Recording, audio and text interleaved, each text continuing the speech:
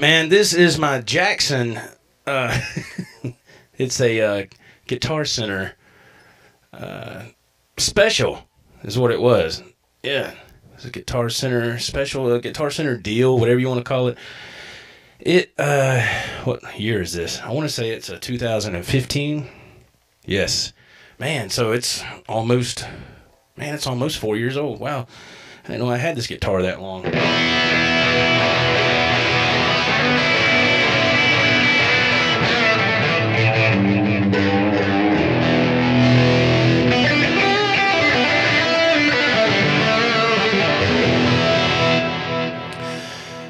It is a fun guitar to play. The story with this guitar, man, I went to Guitar Center, my son and I did, and I saw it hanging on the wall, and I was like, man, that is a good-looking guitar, and the natural finish is what caught my eye.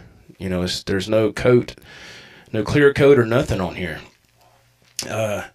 Picked it up and played it. I was like, it's okay. It's not, it's not a Wolfgang Special or a high-dollar gym guitar, but I've never owned a Jackson, and they had this on sale at the time for, it's like $200. It was some blowout sale or something. So I sit there and played it for probably about an hour, and I made a decision. I said, I'm going to get it. I don't have a Jackson. I've always wanted a Jackson, but that was back in the day, the 80s and the hair metal days and all that, when everybody was playing Jacksons like crazy. I just couldn't afford one then. So I said, I'm going to get it, man. It was a blowout sale. Did I already say this? It was $200. I can't remember if I apologize if I already said that. But for $200, this is a kick-ass guitar. I mean, it really is.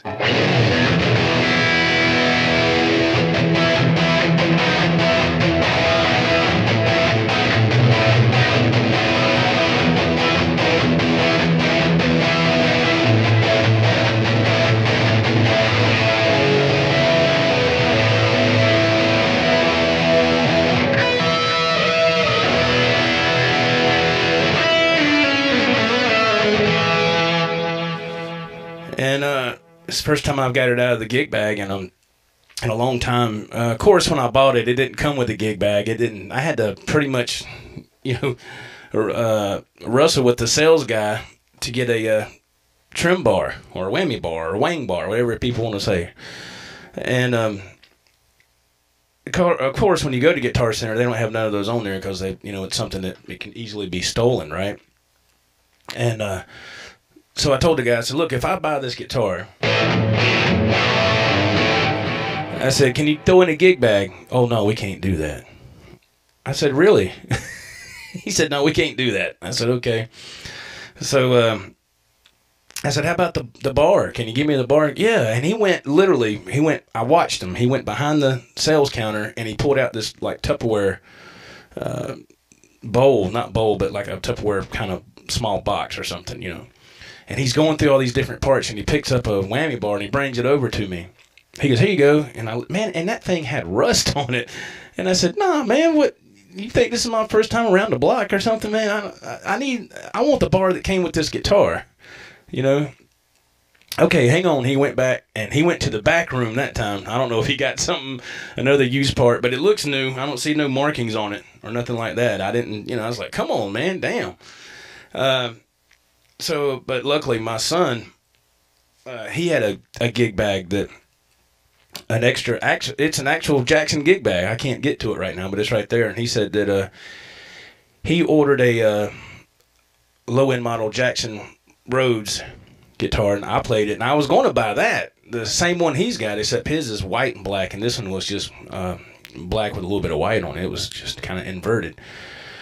And it played really well, but it was more than this. It was like, I think it was like $280, almost $300, and they had this on blowout for like I said, $200. I said, man, plus you get the Floyd Rose and all that. And I love Floyd Rose. A lot of people don't like Floyd Roses anymore. I love them.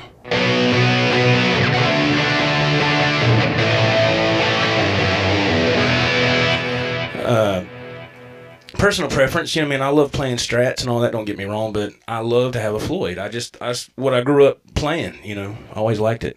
Plus, Eddie did it all the time. A lot of people say it's just an excuse to do something when you're trying to think of something else. And I don't believe that. You know, that's not my opinion. I use it, you know, incorporate it into my style, you know.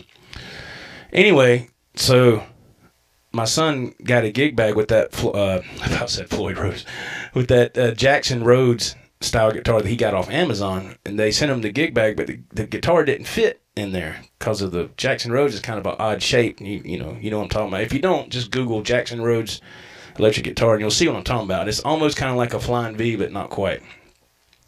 But the gig bag they sent him, the guitar wouldn't fit, so he's had it sitting around brand new. It's a real nice gig bag. And he said, I bet that guitar will fit in that gig bag I got, Dad. And I said, okay. And I went to his house and it fit, you know. So there you go. That is a story of this Jackson from Guitar Center. This is the only Jackson I own. Of course, it's not a high-dollar Jackson. It's made in China. Luckily, that's the one thing I always check out if I get a guitar from Guitar Center, which is very rare. I've done it a few times, but mainly I order offline. But the one thing I check is see if there's any sharp fret edges. And surprisingly, this didn't have it. I was like, really? Because they have guitars hanging up there, you know, that have the sharp fret edges. Yeah, I know you can kind of fix that yourself, but when I'm buying a guitar, I don't want to have to fix anything. You know, I really don't. I don't want to have to fix nothing. I want to be able to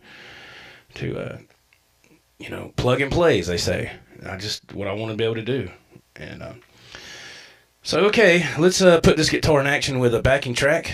Have some fun, and we'll call it a day. And yeah, these are Jackson pickups. It says Jackson on there too. That's what surprised me. I was like, wow, they are a little on the weak side. I mean, what do you expect for $200?